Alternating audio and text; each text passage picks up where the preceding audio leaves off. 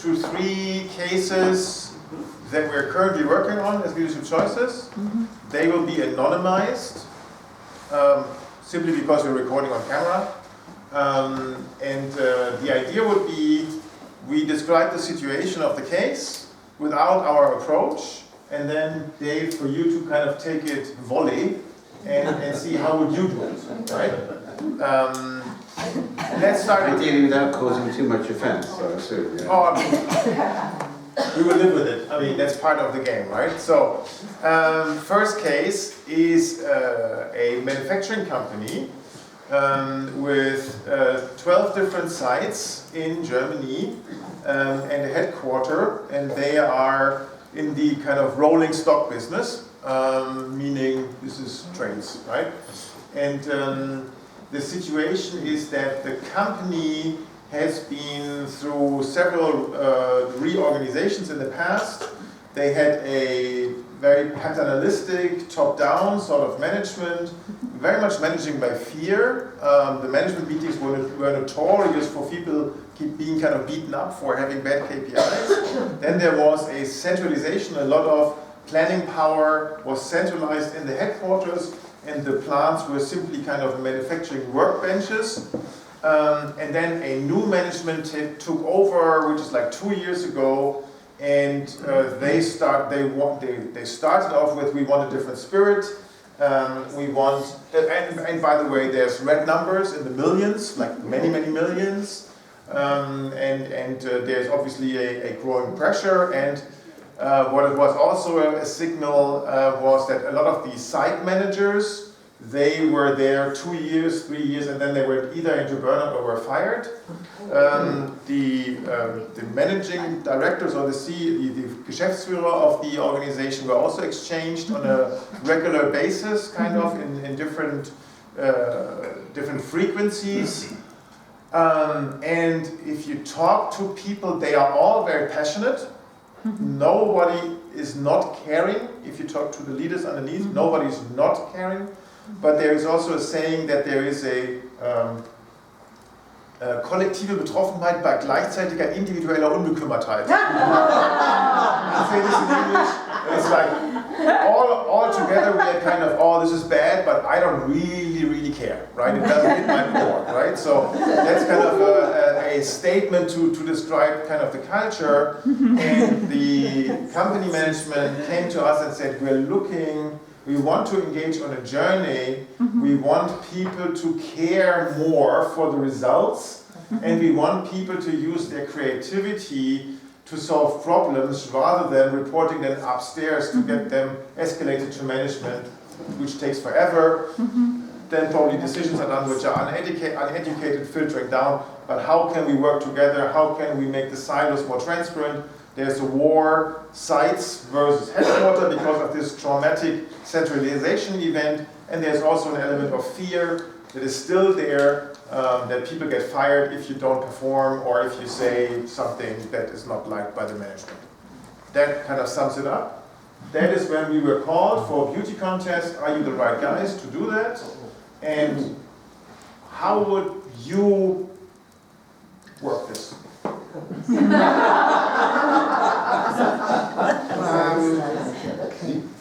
Okay, so being similar position in the States once, yeah, oil company again.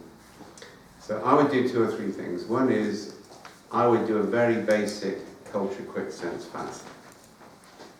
Yeah, that's kind of like, and that's the thing we'll tell us about later. So this is simplified sense quick maker. sense. Yeah. Here's some cartoons. What represents the current culture? Why did you pick it? And I add into that, how do you think we can get out of this for good, and how do you think we can get out of it for bad? So I'd include those 2 routes, and actually I might want to add that into the standard quick sense if somebody could remind me later, right? So that's a simple process, and I'd look at that at mass. I'd look at what we get from each factory. I'd look at what we get between managers and workers. What I do is I try and find the weak points in the system where the change is possible. Yeah, because I can do that at scale. It means that's where I've got a low energy gradient. So I do that one-off. Yeah.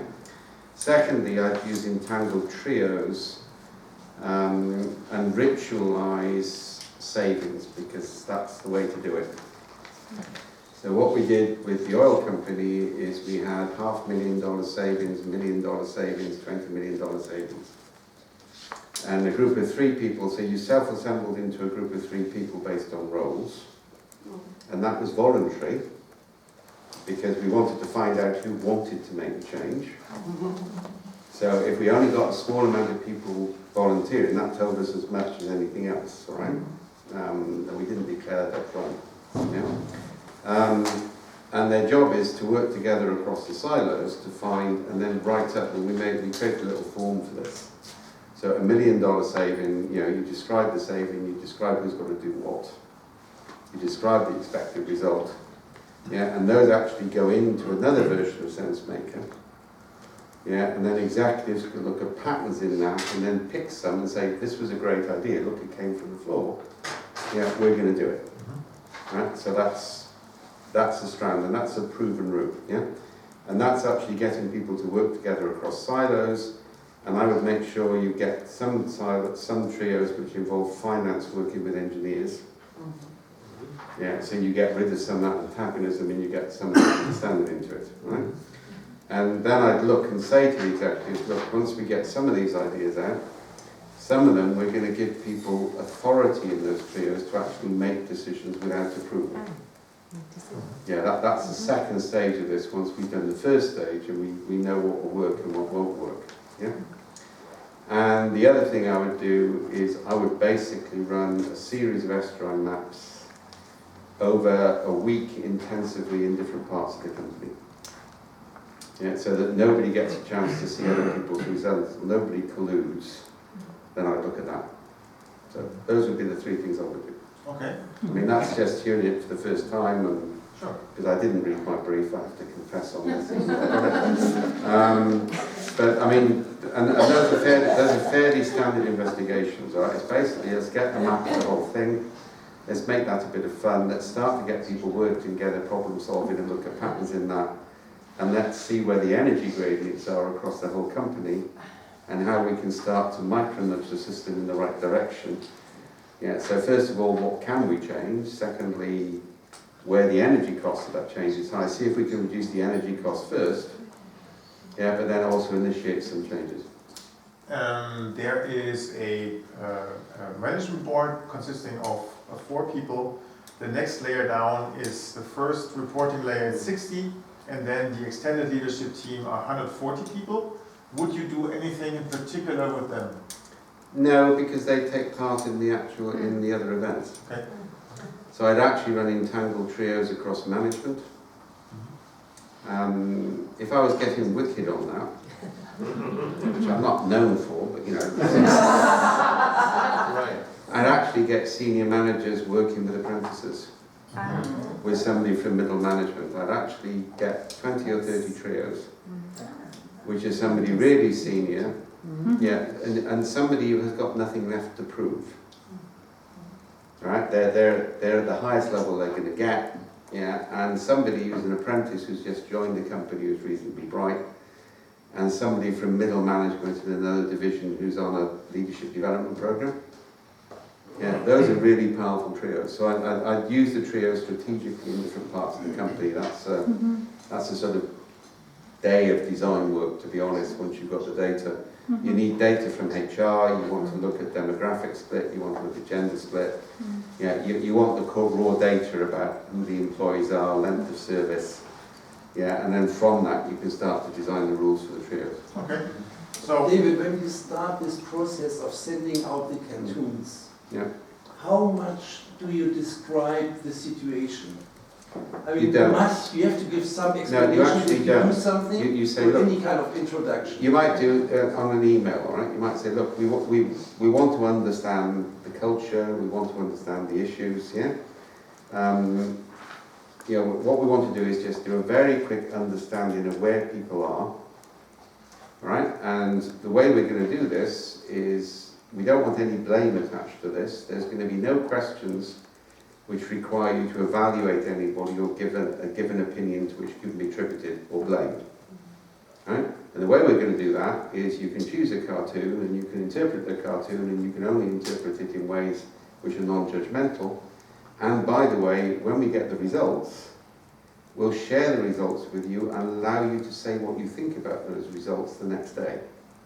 That's what I would do, right? So once you've got that out, you do a mass sense response, all right? So you send that thing, you get the responses, and you say, anybody who responds can see the results and comment on it.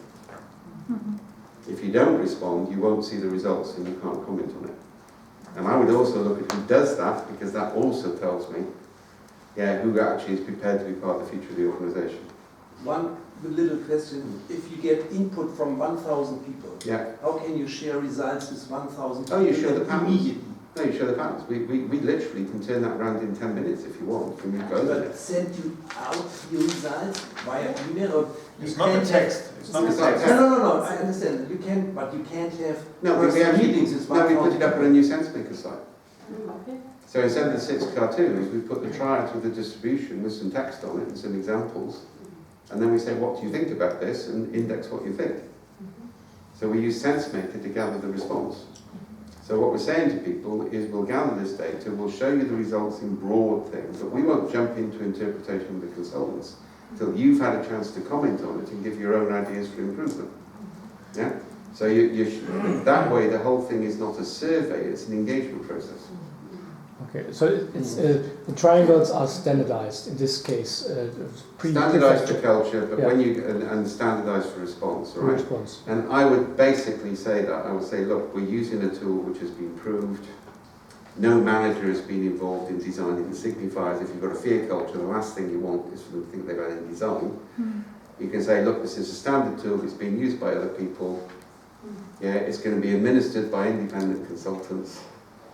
Right? It's not going to be administered by us. You will see what we see. Yeah, we will not see anything more than you can see.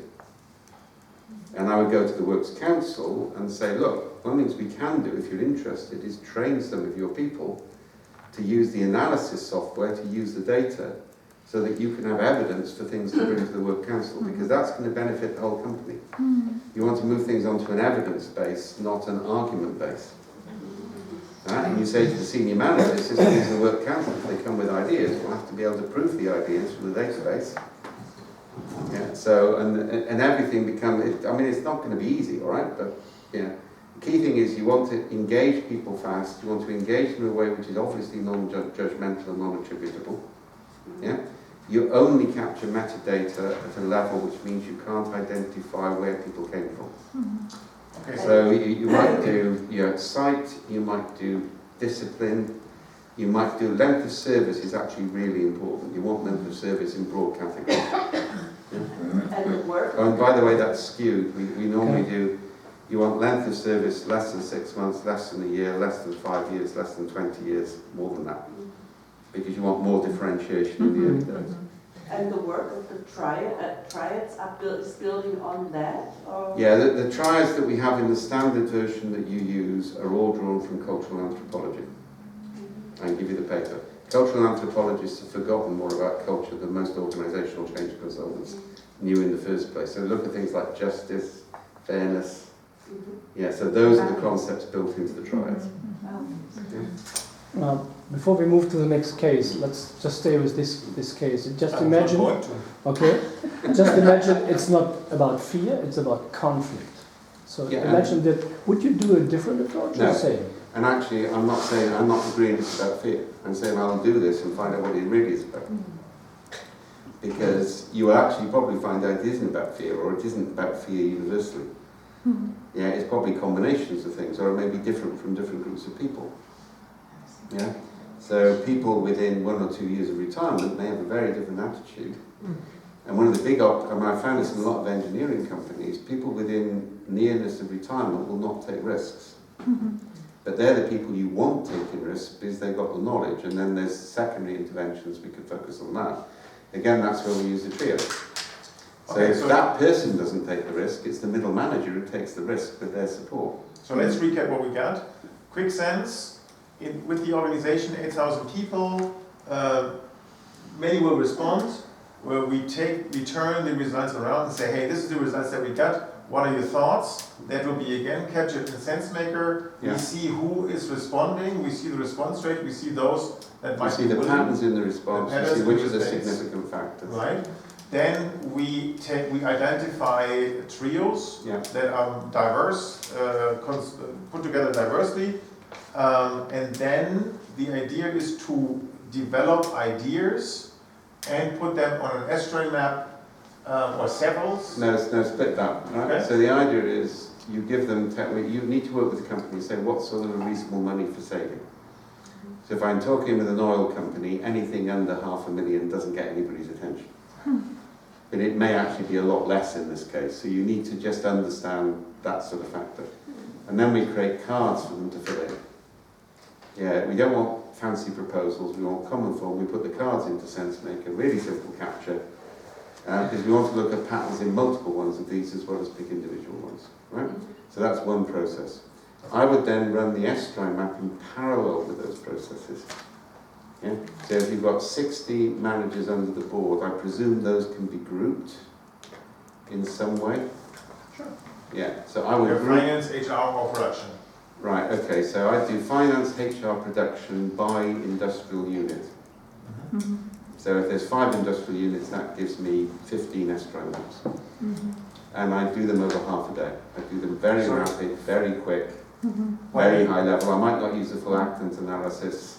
So you we get 12 sites and the headquarters, so it's 13 units? 13 units, 13 S-tray maps. 13 S-tray maps, okay. Then compare the results. So that's 13 half days. Yeah, that's actually not bad in terms of consultancy, right? And then you're going to have to spend some time on looking at the patterns and interpreting it. Yeah? And there's practical things about that. It's like, sorry, this is learning from experience. Yeah. So if like when you do a quick sense and you want to send the math sense back again, you basically say at this time we will close it. 4 hours later we will send you the math sense results back. Then people who are nervous will wait till the last minute to put their data in. Yeah, because then they know it won't be looked at before. So sorry, this is experience, all right, and dealing with paranoia. So you've got effectively, you're proposing 3 things which work in parallel, which complement each other. Yeah, entangled trios for micro-intervention to get people working across silos and build relationships between people who probably don't spend any time together and don't understand each other and therefore get hostile. So you would take the trios that don't work together on a daily basis? You always design the trio, and the key thing on the trio is you say, look, we want people to form trios to do this work. 5% of your time can be booked to it or something like that. There will be prizes for the best ideas. So if you get $1 million, and that's how you link it. If you get $1 million idea, it's accepted by the board. Teams get a week off to go on a training course of their choice together. You don't give money. What you do is you give things which will benefit the company. So one thing that we did with Westpac in Australia on this is you came up with $20 million of added value benefit to the client. Every member of the team got 3 months sabbatical. Right? Now in the consultancy community, that is a prize to kill your best friend for. Right? But if you think about it, 5 people for 3 months, 15 months is a very small price to pay for $20 million. And lots of teams achieved it and some didn't achieve it, so we got a huge value benefit to the client. So what you're doing is you're saying, we're a company where if you can work with people from other silos and other divisions and achieve results for the company, you get rewards, not people who are just good at sucking up to managers. Right? There's a sort of, you don't make that explicit, there's a definite statement in that. And that technique, by the way, is designed to identify mavericks in the organisation who have been ignored by middle management. One of the big things in the way I sell some of this to senior executives is, look, there are people out there who you need to talk to, but your middle management are filtering them. It's not because the middle management are evil, it's just they're filtering, and you need to find them. That's the 17% target. Yeah? So the trios, these entangled trios, in order to set them up, of course, there's got to be, centralized communication, or you tell the managers, look for people, do you give them a clearly defined task? No, we use dating agency software. Dating. Dating agency software. Ah, you use dating apps, but what's, why would they join the trio? It's like anybody wants to participate in. You say, here's a program. Oh, no. I will say it so frankly, you say it exactly as if nobody volunteers for that program, it shows just how bad the problem is. Yeah. This is actually a diagnostic technique, and what it basically says is if you can self-organise into a team with people in these roles, so you're not allocated to the team by HR, you've got to resist that at all costs. Yeah. Yeah? You can say, if you can self-form a team, and you might make it 5 or 3, all right? You never make it an even number. Right? You need asymmetry, right? So if you can form a team with these 5 people, and you declare you formed the team, you can now book 5% of your time to work on an innovation project together. So Yeah, there's a task, the task is an innovation project or something you agree upon something with you're the- passionate about, and you have to produce one of these cards. Your goal is to produce one of the cards. If you produce the card, it's accepted by the board, you get the reward. Yeah. And that's something you agree upon with the Yeah. board before you say, okay, Yeah. now these are And the that's why I possible say there's a tasks. bit of time with them and the finance and say, okay, so Mhm. yeah, if you could get a $20 million saving on, or for example, if you could reduce the time in repair by 20%, yeah, you know how much money that's worth to your end clients. So we want ideas which will reduce the time, and for every day you can reduce it, we think you will reduce the day, then you get this reward. The rewards, it's critical, are not money. The rewards are things that people who are well connected normally get to do. Yeah, there's a Canadian friend of mine, you may not like this, but a Canadian said, oh, you mean the people with brown tongues? I was surprised when a Canadian said, if you don't get it, get somebody to explain it to you, all right? It's not hard. But things like sabbaticals, one of the things I've used very extensively is the right for the company to fund education for you. Yeah? With one of the big pharma companies, we had the right to have your journals in paper, not digital form. I mean, everybody went for that because everybody hates digital journals. And then we found the money we were spending on printing out digital journals, and it would be cheaper to get them bought in paper. Yeah, I mean, now that happens a lot, all right, in terms of the way it works. So what you do is, and you do a little bit of this, you find the things, and this will come out of the cultural stories, you find the things that people resent other people get given. And those are the things you make the rewards. Okay, so that's a In kind other of words, incentive. like better parking lot. Parking, we've Better used parking, parking we've used parking lot a lot. Yeah. We use paper journals. Yeah, we've used, education is very powerful. Bob Buckman, who I did this with, I mean, Bob was great. He ran this big chemical, and no, it was a friend of his, sorry. They manufactured nails. That's what they did. And so if you succeeded, you got given the right to actually buy yourself an evening course at the local college, provided it was nothing whatsoever to do with nails. And that was brilliant, because actually the CEO, he booked on a course and met 5 people, yeah, who'd chosen to do flower arranging. Yeah, and because it was a local firm with a local factory, all right, and I was talking about this with Volvo, because they're a one factory company. Right, sorry. I'll start making you pronounce Welsh, right? So we did if you've got a one company town, then actually that sort of anything not to do with the company brings people together. And again, it's working indirectly, and it just makes you look different as an employee. Okay. And it creates informal networks. Yeah. Talking about your cards, you can't measure cultural changes always in dollars. You can't, and you Your don't. famous $20 million is of course No, convincing, but without Yeah, the culture change comes because people are working together. The $20 million is a process improvement. It's something you can do which will reduce the cost, is a measurable benefit. Now the culture change comes because people are working together. We can measure that by repeating the culture pulse every 3 months and seeing is it changing. Right? So the principle is you don't want to give people any target which relies on senior management judgment as to whether they've achieved it or not. So this is nudging, right? So it's indirect. It's indirect. And you see, you don't target culture change directly. Mhm. You create processes that That culture change the change culture. as emergent That property. incentivize a behavior that is actually a representation of culture Yeah. change. Mm. Okay. And you also say to leaders, look, you're going to do this in this factory, all right? Let's have a look at which of the factories or the units create trios and which don't. That tells you something about the management. Right? And you know, that you can, and all of this is doing things which indirectly teach you things, but can't, because executives have got very good at gaming explicit measures and very good at gaming consultants. I mean, I've had 2 McKinsey's audits in my life, all right? And I've always ended up with my business unit in the top right-hand box of their matrix. Because I go onto their website and I read their material and I know how to answer the questions.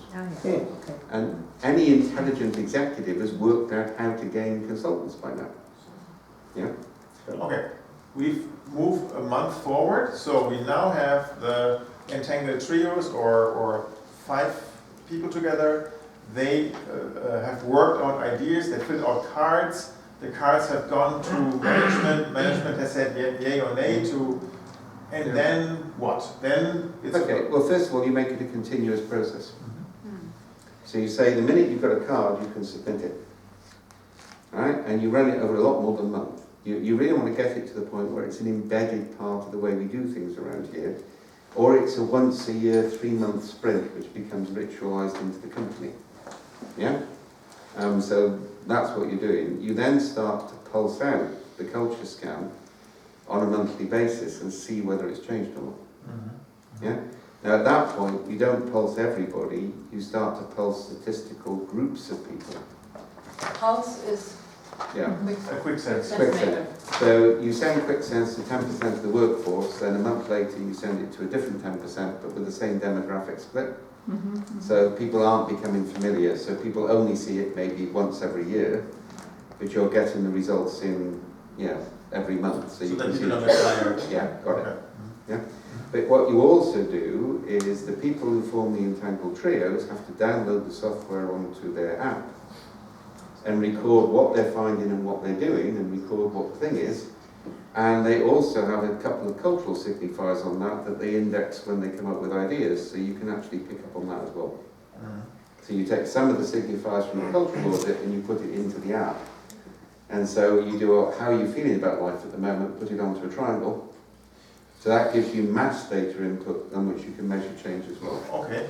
Now, coming up with an idea and realizing the idea so that it actually generates benefits is a totally different story, right? Yeah. That can take months, years, and sometimes, oftentimes, it can't be done by the trio. It has to be done by other people. And that's the point. So it comes into the board decide. Then we talk with the board, right, in the meantime. And we say, look, if one of these trios comes up with something they could implement, just tell them to go and do it.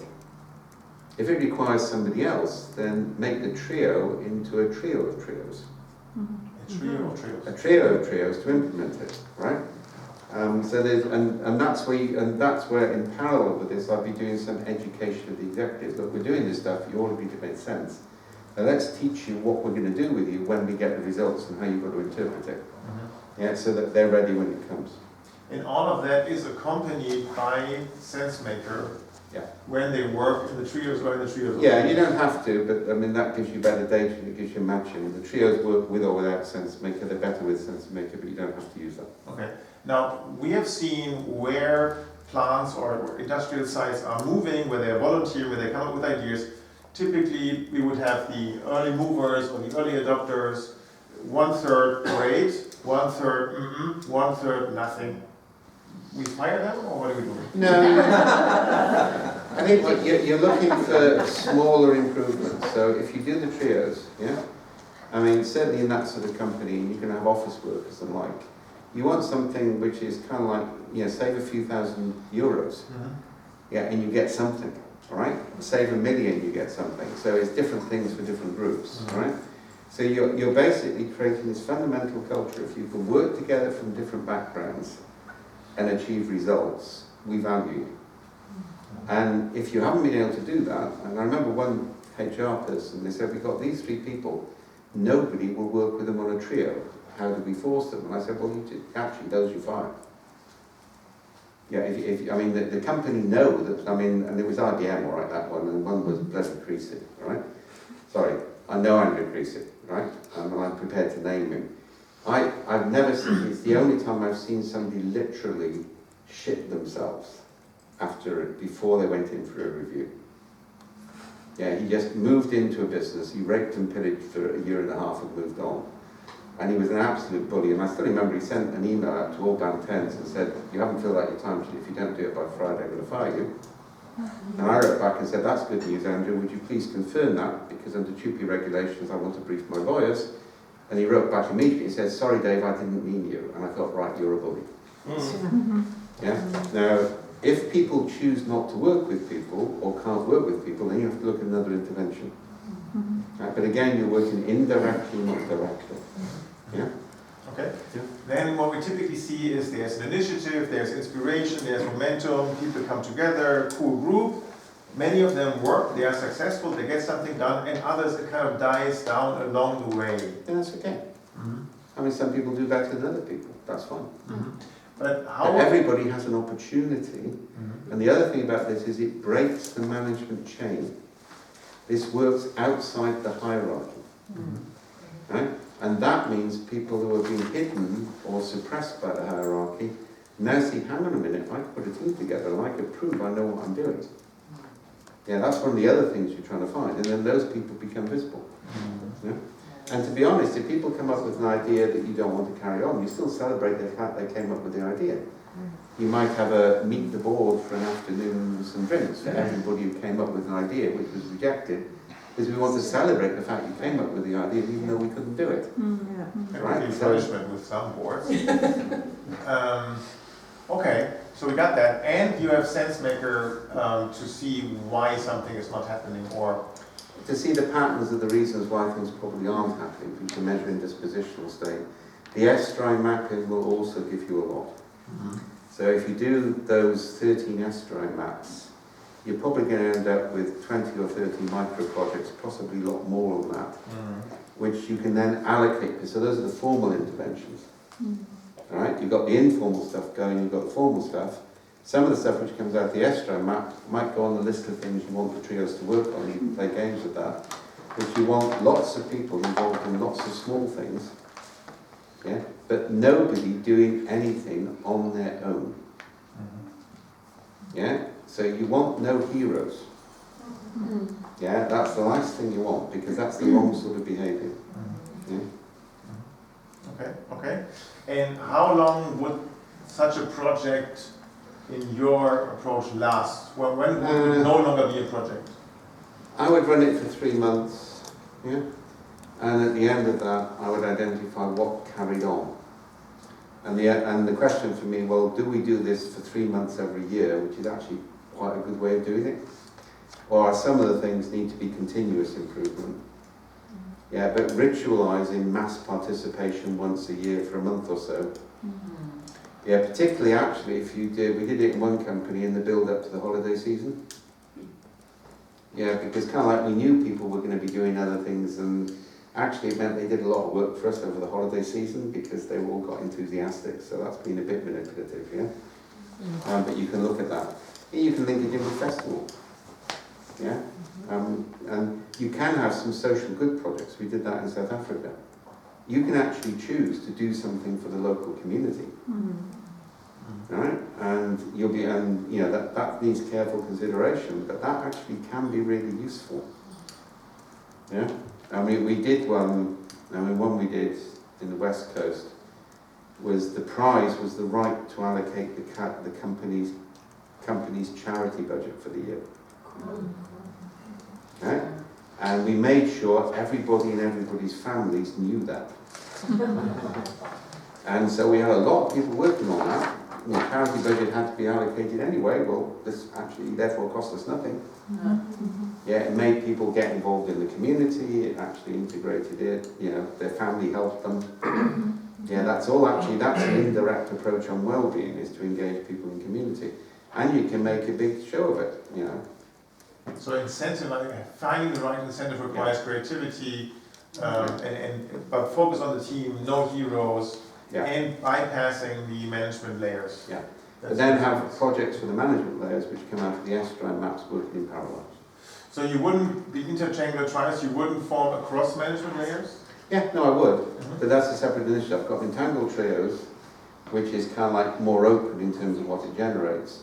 Then I've got stuff coming out of the S-strand map, which are traditional projects, which might or might not be cross-silo, but might be, for example, 3 financial people to look at this. Yeah. So those come out of the S-strand map. So I'm working the formal and the informal in parallel, and that's deliberate. Yeah. Okay. And the project teams that execute or that bring something to life, are those always the ones that came up with the idea? Or can it also be that sometimes you need an investment, you need to build something, that's a totally different department? That is all right, but you might have that as a process. We've also done them where the executive lists the problems they've currently got, and people choose which problem they want to work on. Okay. Yeah, so that's another variation on it. And you need a change team that kind of guides the people through the process, Yeah. capturing all the cards, capturing progress. No, There are hundreds of cards coming in, There- hundreds of ideas. Someone has there won't be hundreds, I'll tell you that now. maybe Right. dozens, but at least dozens. Dozens. First Who of should all, handle that? they're coming in on SenseMaker so we can look at patterns in the suggestions, but then that's something you can do as consultants. You review the things, you bring them to the board, you get the board to discuss them. Would you have a board involved in these trials? Yes, I would actually. Wouldn't they dominate the group too much? Oh, sorry, no, I wouldn't get them involved in the trios, but I'd get them involved in the judgment. Okay. What I wouldn't let is them delegate it to senior middle management, because then it will get too political. Yeah, I mean the board are the board and they're responsible. And I'm not trying to lay all, I'm saying, look, there's discussions you need to have, but the rough scaffolding of what I've said is what I would do. Then you might vary the input, vary the rules, but yeah, you always want to work informal, formal. You always want to measure the culture in ways which are not gameable. You want to see whether you've changed that, yeah? And you want to work in, and that's why the community project, the one wing of the company, may make sense, yeah? Because you want people to see it as something they really want to do. So people are very cynical about the company. They may not be cynical about their local community, but if they work together across the silos for the local community, they'll become to be less cynical about the company. Yeah, so again, it's that working indirectly, not directly. Could you say a little more about scaffolding? You mentioned it earlier and now again, so is it? Okay, so we have a typology of scaffolding. I mean, we worked for 3 years on a complexity-based alternative to the double diamond in design thinking, which I can talk about later if you want, but scaffolding is part of that. Yeah. So if you look at, and this is a typology, right? So one type of scaffolding are the metal poles that people put up around the building. Yeah? And the whole point about that is you take it away when the building is intact. I keep explaining this to Agile coaching. The problem about, you know, Scrum Masters is they're meant to leave once the capability exists. You know, the purpose is to create a building, not to make the scaffolding permanent. And, you know, a lot of Agile coaches have made that mistake. You can have bamboo scaffolding, if you've ever seen that in Hong Kong. That's actually more flexible, but it's very highly skilled to create it. Looks Yeah. like really dangerous. Yeah. It's actually much better with typhoons as well, but it's a craft, all right, and it's a 5-year apprenticeship. Yeah. Then you get another type of thing. Says there's actually a healing lattice. So if you get a really bad burn, they'll put a nutrient lattice over the burn. And the lattice creates a structure around which the skin can grow, but it also dissolves into the skin in the process. Yeah? Then there's microcardial lattices. This is incredible technology. With keyhole surgery, they drop an organic lattice with microfilaments onto your heart. What's a lattice?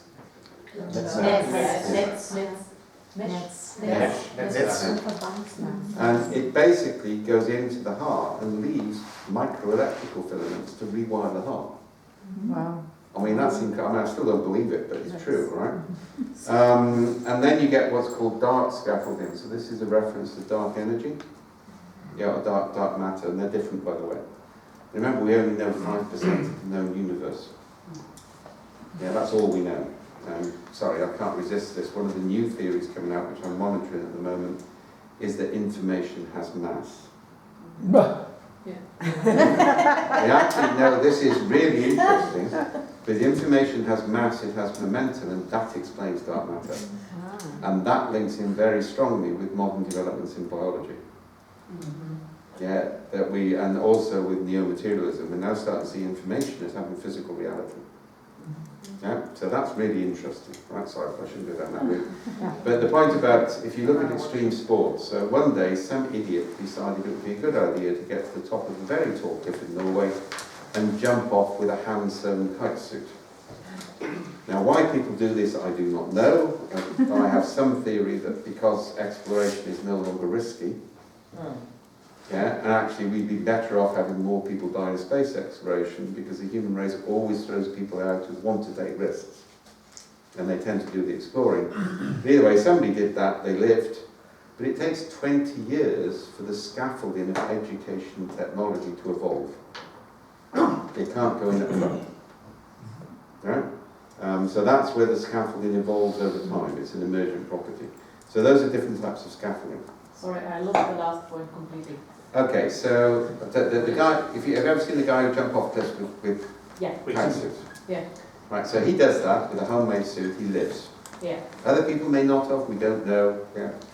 You know, Norwegian fjords have deep water, right? There may be loads of failed experiments under there.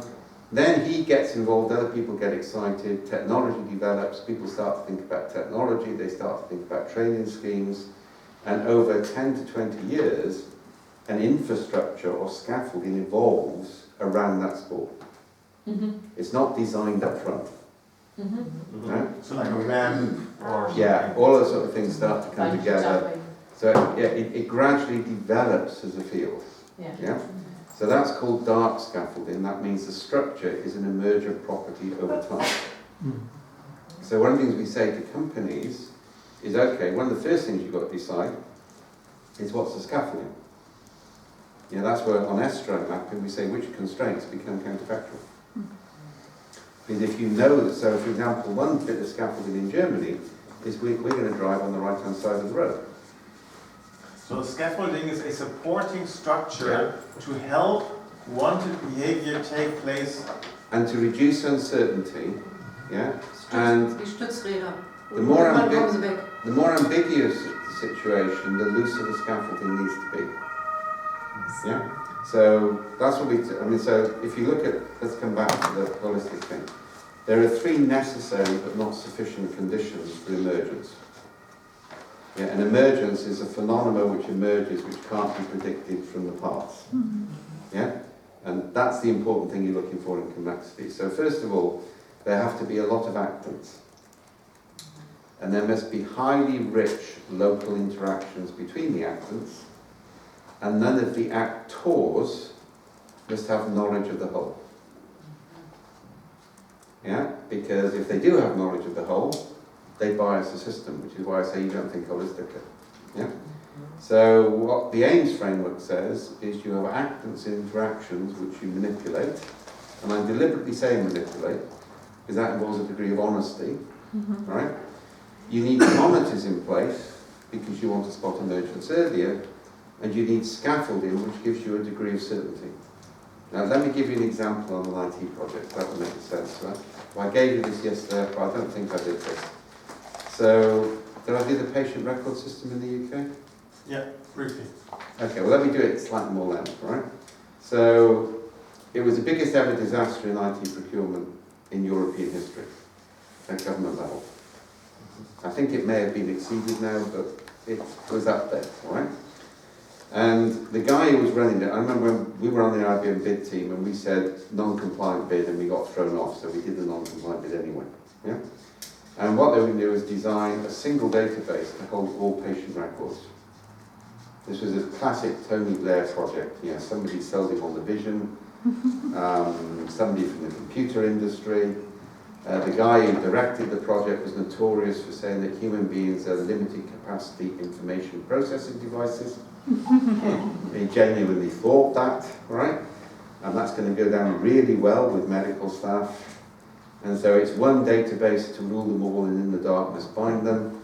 yeah, and everybody's going to have the same kit, and life is going to be wonderful, and it's going to cost £1 billion or so and take 5 years to implement, yeah?